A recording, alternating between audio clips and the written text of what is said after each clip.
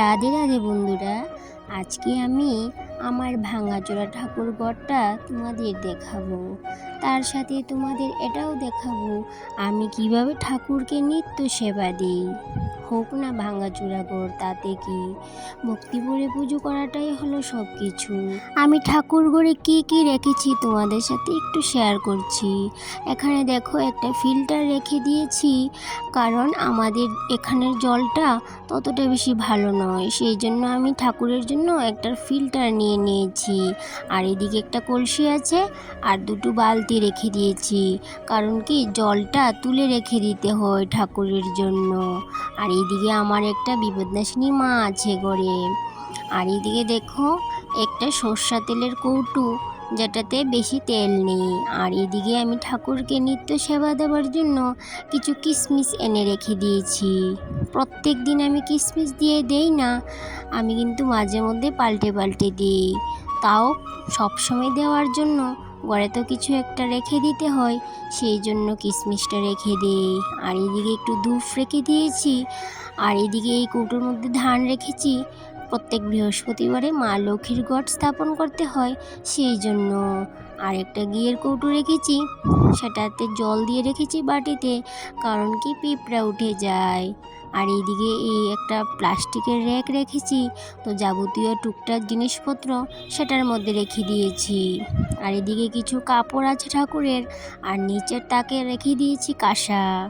আর একটা মধুও রেখেছি। আর পিঁপড়ের জন্য কিছু রাখতে পারি না, সেই জন্য এই বাটিতে এরকম করে জল দিয়ে রাখতে হয়। আর এদিকে একটা লবণও রেখেছি প্যাকেট, কারণ কি মাঝে মধ্যে ঠাকুরকে সেবা দিতে হয় অন্নভোগ করে, সেই জন্য।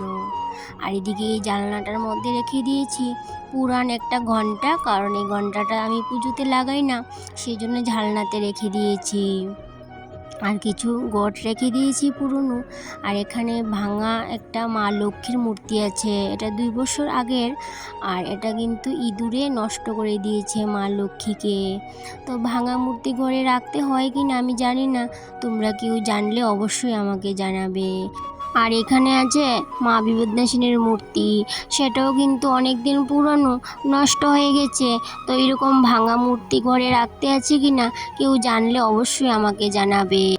আর এই দিক দিয়ে আমি রাধা মাধবকে নিয়ে এসেছিলাম বৃন্দাবন থেকে, তো এই চিত্রপটেই কিন্তু আমি নিত্য সেবা দিই।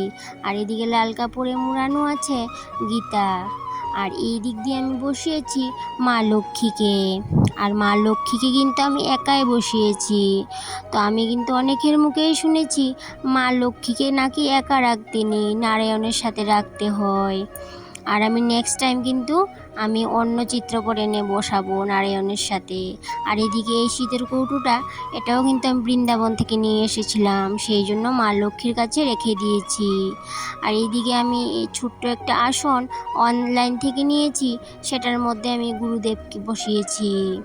আর গুরুদেবের সাথে আছে নারায়ণ। আর এইদিকে এই যে গোপাল দেখতে পাচ্ছ ছোট্ট চিত্রপটটা, সেটাও কিন্তু আমি বৃন্দাবন থেকে নিয়ে এসেছি। আর এখন আমি তোমাদের সাথে শেয়ার করব আমি কি করে নিত্য সেবা দিই ঠাকুরকে।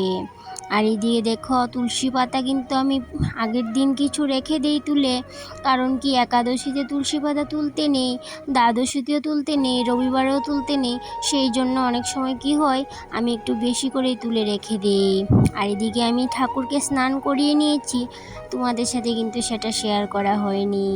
তুলসীপত্র দিয়ে দিলাম চন্দন লাগিয়ে ভগবানের চরণে। তো তুলসীপত্র দেওয়া হয়ে গেছে, এবার কিন্তু আমি ফুলগুলাতেও চন্দন মেখে নিয়েছিলাম আগেই, তোমাদের সাথে কিন্তু সেটাও শেয়ার করতে পারিনি। আর এদিকে দেখো আমি তুলসীপত্র রাধারানীর বুকে দিয়েছি, কারণ কি রাধারানী মায়ের হাতে বা বুকেই দিতে হয় তুলসীপত্র। আর লক্ষ্মী মাকেও কিন্তু তুলসীপত্র দিতে নেই, সেই জন্য কিন্তু আমি দিইনি। আর এদিকে দেখো আমি বুক নিবেদন করার জন্য যে বুকটা রেডি করছি, সেটা কিন্তু এদিকে রেডি করে নিচ্ছি। আর আমরা অনেকেই কিন্তু জানি না যে মা লক্ষ্মী তো এমনিতে তুলসীপত্র নেন না, কিন্তু মা লক্ষ্মীর জলে বা ভোগে তুলসীপত্র দিতে আছে কি না।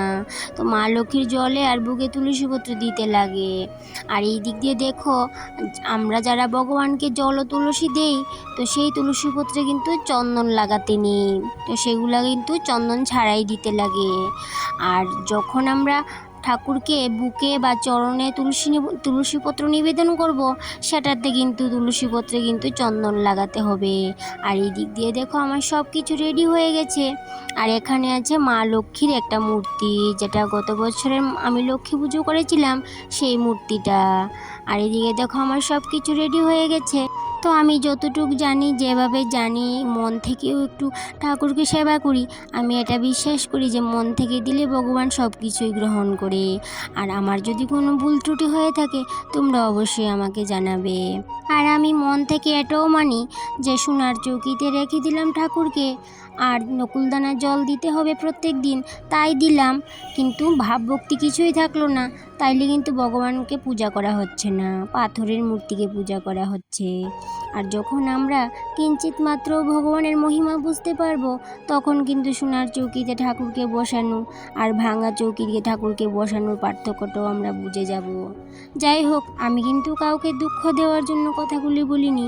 আমি যেটা অনুভব করি সেটাই তোমাদের সাথে কিঞ্চিত মাত্র শেয়ার করলাম। তো আগে কিন্তু আমি আরতি করতে পারতাম না।